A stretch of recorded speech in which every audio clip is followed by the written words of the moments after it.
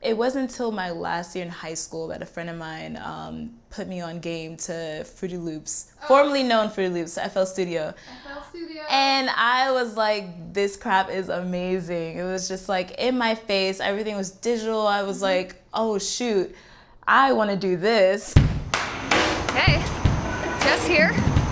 Made it to Washington, D.C. And today I'm going to talk to producer Janae Morrae. Let's go meet her.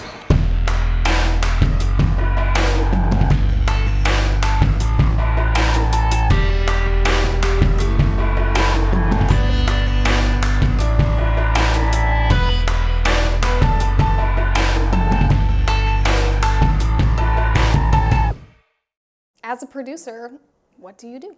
Well, basically record a lot of my stuff via my MIDI controller.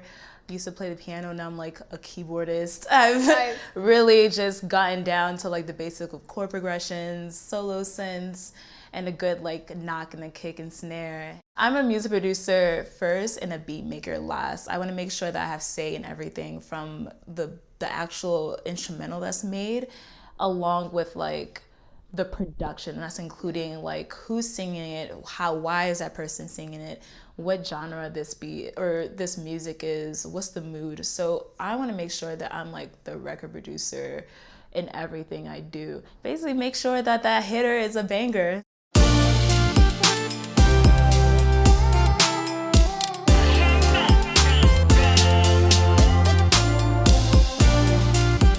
So what prompts you to like sit down and bust out a beat? It differs really, and it always happens when I'm like on the train going somewhere. On the train? Yeah, or walking somewhere, and I just have like a melody that pops in my head, or even like a top liner. It could be like a melody to like a lyric that I'm like, oh, this is perfect, it fits perfectly, and I record it off of my phone, and then I want to dive in as soon as I get home. Yeah. And other times is when I'm actually in the midst of creating that one beat, and I pop like something else pop into my head because I'm using a synth that just sounds a lot better on its own like production. So it's really like I hear something, I want to create it, or in the midst of creating that song I was eager to produce, all of a sudden amidst that I'm like, oh wait, I'll come back to this later. Let me just quickly record, in another project. So it's like it really differs. Tell me about this track. Well, this track is basically me. I'm a quirky person. A lot of my beats are quirky.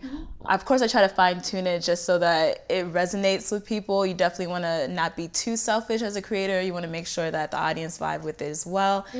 But this is definitely like me. This one specifically, I came with like the melody, the top line melody is like da da da da da. Is that what you heard first? Yeah. And I really wanted it to be like chords behind it. So I played this out.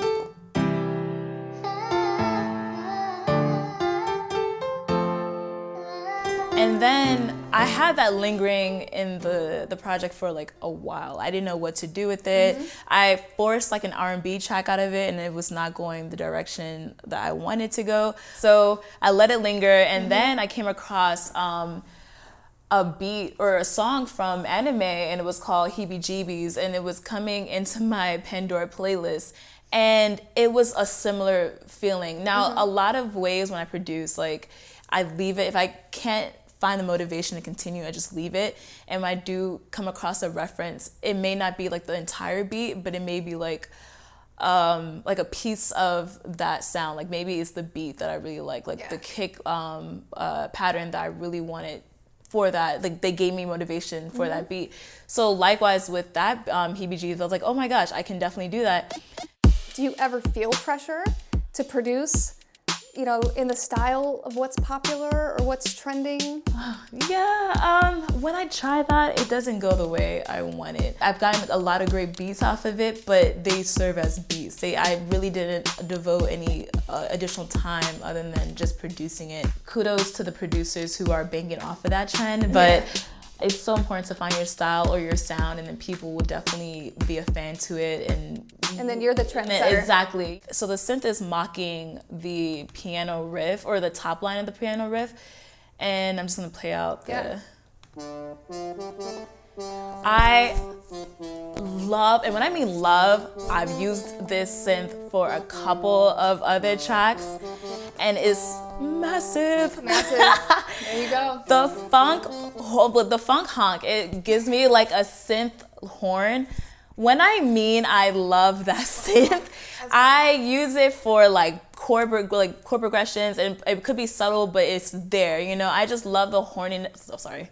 Horniness. I love the horn sound of it, but it still gives me like such like analog in a way vibes. It's very you know, warm, but it's got a bite to it. And then of course you got your pads. This is the hook pad, so I'll just play it, and then the pads. That pad just created like a fullness to it. I've been using a lot of Wave plugins. I've bought like their huge pack because they're on sale for some reason Wave. all year. I don't know what's going on, but like I buy them too. I'm like, $29 sold. And you have the center plugin? Yep. I use that on, I swear, every production. I didn't know about it until like 4 months ago. Really? I revisited all the beats that I want to like make better. I'm like, bam, bam, bam, bam, bam. Like, it just makes mixing so much better, and the more you learn about these tools, again, mixing, the general mixing, EQ is always like, you always want to balance everything. I get that. But man, these tools makes mixing, it takes it to a whole nother level. It really does. So as you're getting further into your productions, you're sitting down, you're adding layers. I mean, is there ever a moment where you step back and you think, oh, maybe I've added too much?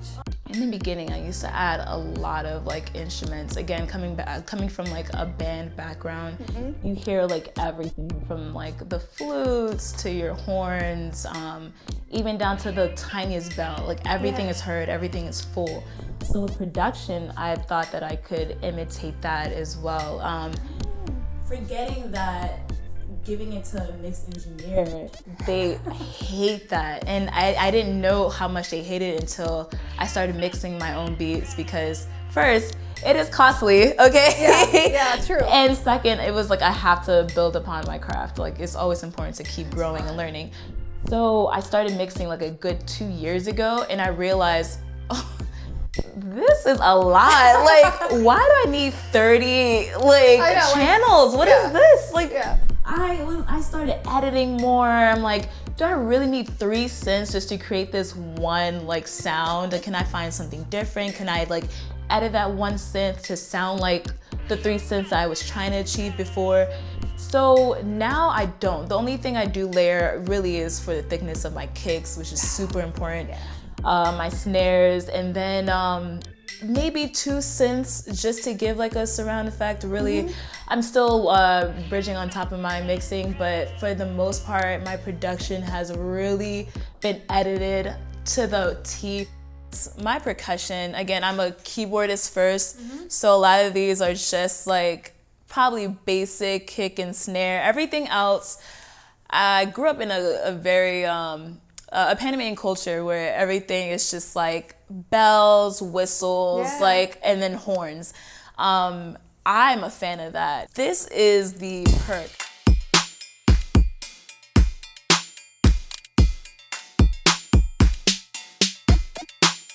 I want the vocalist to shine on that song, but I want the beat to shine as well. It's like, I'm a 90s like baby. I love 90s hip hop, and a lot of the producers really love to shine on their beat at the end. So it'll be like a little breath at the end of the beat.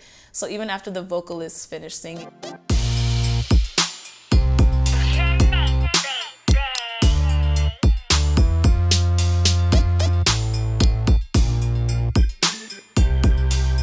So how do you know when a production is finished? Oh. Like never. No. Right? I think the past like 6 months, I've finally got into my own sound and like my own professional way of producing, where I just hit a stop button. I just know when to stop. Before, it really was like a year later, I return to the beat and then like it's finished. Or like I'll be done, everything's recorded, have the vocals on top, and all of a sudden revisiting that song like, oh, let me add this in, you know, this will really make it to the next level. Yeah. But now that I'm just like really diving in and knowing how to edit, knowing what to add in, and I think it's a lot more easier for me to say, I'm done. I can never make a beat and move on. I'm always like, after I'm done, I sit back and with my cup of coffee and I just listen to it on repeat.